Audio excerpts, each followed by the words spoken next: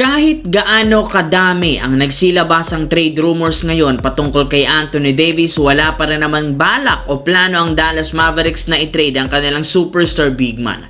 Malaki pa rin ang kanilang tiwala sa kanya kaya hihintayin pa rin naman nila ang pagbabalik nito. Base sa pinakahuling nilabas na balita ngayong araw na lalapit na ang pagbabalik at paglalarong muli ni Anthony Davis. Sa ngayon, unti-unti na rin naman nga itong nakakagalaw ng mas maayos simula nang magtamo siya ng calf injury. Nakakapag-practice sa facility, sadyang kailangan lamang magpakondisyon ng katawan bago nila siya paglaruin muli upang hindi na magtamo muli ng panibagong injury. Nagkamali rin naman ang team noon na puwersahin si Davis na maglaro kahit may iniinda ito, kaya ayaw talaga nilang maulit muli.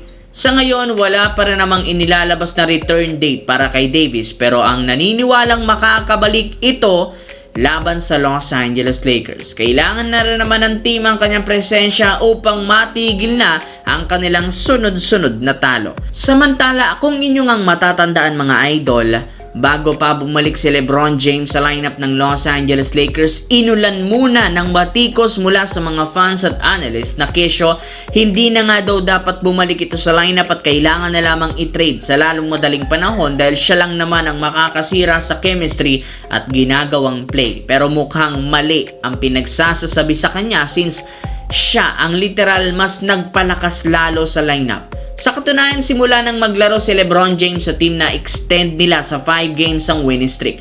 Nananatili pa rin naman silang undefeated sa Lakers ngayong taon dahil simula nang bumalik siya sa Lakers, meron ng record na 3-0. Bukod dyan, tumaas rin naman ang scoring ng Lakers simula sa 116 points per game hanggang sa 127 points per game, kung saan sila ang pangalawa sa may pinakamataas na offensive at pang-pito naman sa net ratings. At lahat ngang yan nangyari matapos bumalik si LeBron James sa team. At ang maganda pa dyan sa ngayon sa performance ni LeBron, pang training camp pa lamang. How much more kung maging 100% na ito?